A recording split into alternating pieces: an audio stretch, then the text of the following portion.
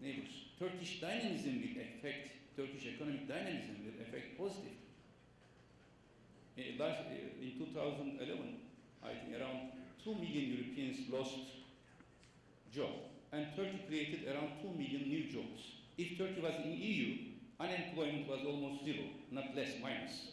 Before, people were thinking that Turks will run to European countries to take job. Now the opposite. Many second generations migrants to Europe are coming back to Turkey to find better job. Why are we doing this? It is not only realistic, but it is necessary for EU, necessary for us. We will never give up because of this absence of strategic mentality from EU, because of this using some issues in domestic politics.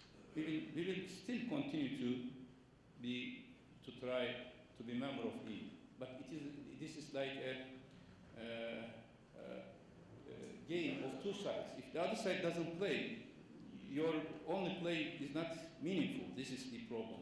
The problem is not our unwillingness, but the problem is the European Union hesitancy and especially some cultural misjudgments, misperceptions, and barriers in the minds of some European leaders. Of course, many European leaders are understanding this and working with us in order to facilitate our relations. And Cyprus question seems to be main barrier, and unfortunately there also European Union makes serious double standards, especially after 2004, when in referendum Turkish Cypriot side said yes and Greek Cypriot side said no, despite of this European justice. I don't know which philosophy of justice is, but they are still continuing to punish Turkish Cypriots who said yes for peace and still encouraging and supporting Greek Cypriots as members for saying no to peace. But these are the main barriers in front of our integration. But we are very patient. We are a historic nation. History is not 1 year, 2 years, one decade. We waited for 50 years in front of EU. If necessary, we can wait for another 50 years. I hope we will not wait.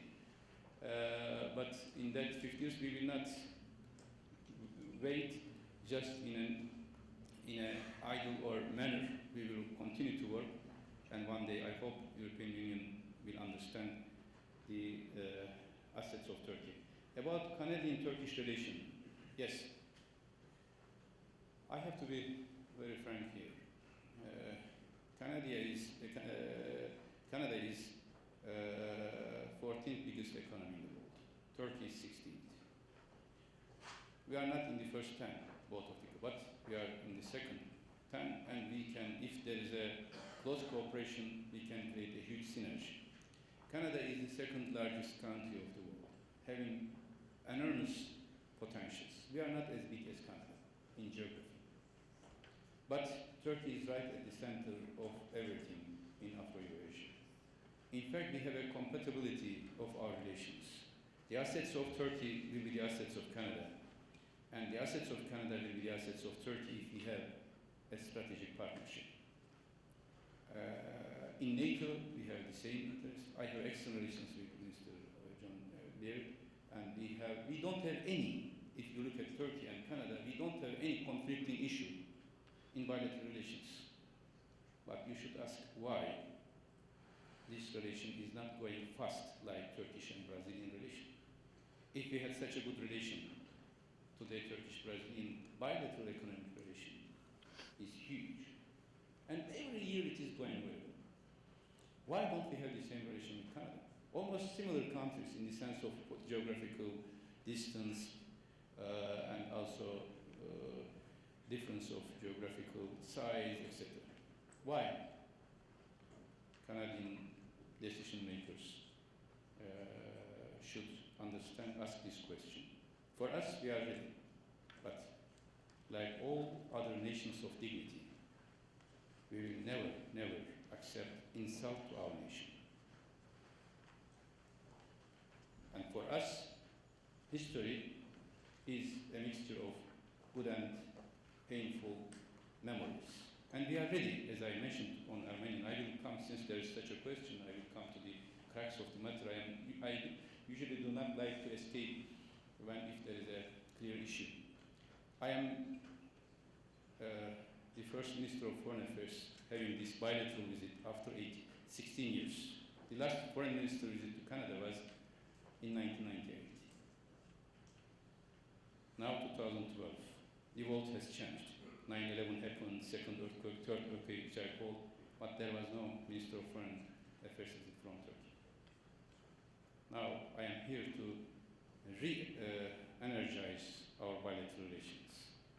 But when Turkey signed Armenian protocol with Armenians, with Armenia I signed, when we are always declaring that we are ready to discuss all the historic matters, whatever is there, with Armenia and with Armenian friends in diaspora. When personally I was calling to the world and to my ambassadors saying that we don't see any hostile diaspora, all diaspora who went from Turkey, from Anatolia to other countries in last century, they are our diaspora, they are our neighbors, and we are ready to reconcile with them. When we are making all these open and frank statements, if every 24 April we are being accused, then of course this is becoming a psychological barrier, you have to understand. Again today I am here and I am addressing to the respecting academia, businessmen and politicians of Canada. We want to have the best relations with Canada. We want to have all strategic relations with Canada. But this should be based on mutual respect to dignities. If we start to discuss what happened to Red Indians or others in American continent, if we start to discuss many other things in history, of course, we understand all the pains. Please don't think that I am denying what happened in history. No, we are ready to discuss. We declare we are ready to discuss everything. But it is not the third countries, parliamentarians, statesmen to decide what happened in our lands, in our country 100 years ago.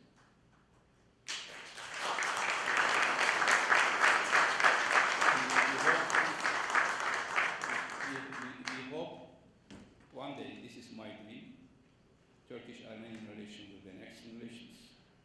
Armenians who left Turkey, migrated, will come, will be excellent relations wherever. Turks and Armenians will have excellent relations wherever they are, in Canada, in Los Angeles, in Toronto, everywhere. And we hope one day we will have best relations with Canada. But to help to this process could be possible only if you open your hearts, your minds to both sides. Please, I am calling for a just memory, not one-sided memory, just and objective memory. Then we can cry together for our pains. We remember it as a sorrowful memory and establish future, a new future, bright future, based on our visions rather than our pains in the past. Thank you very much.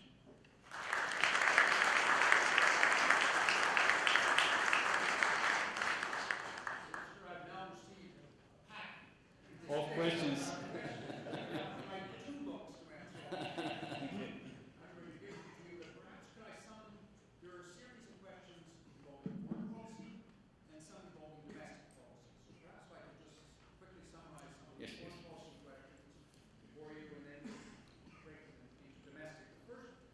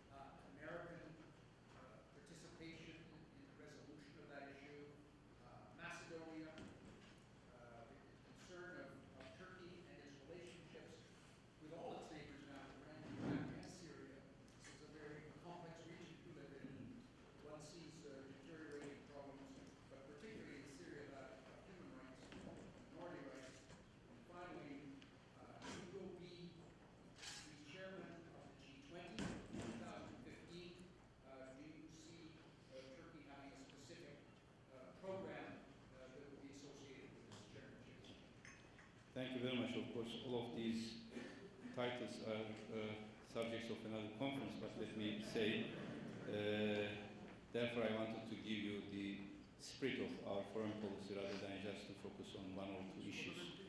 Primary focus of Turkish foreign policy. This is a good question.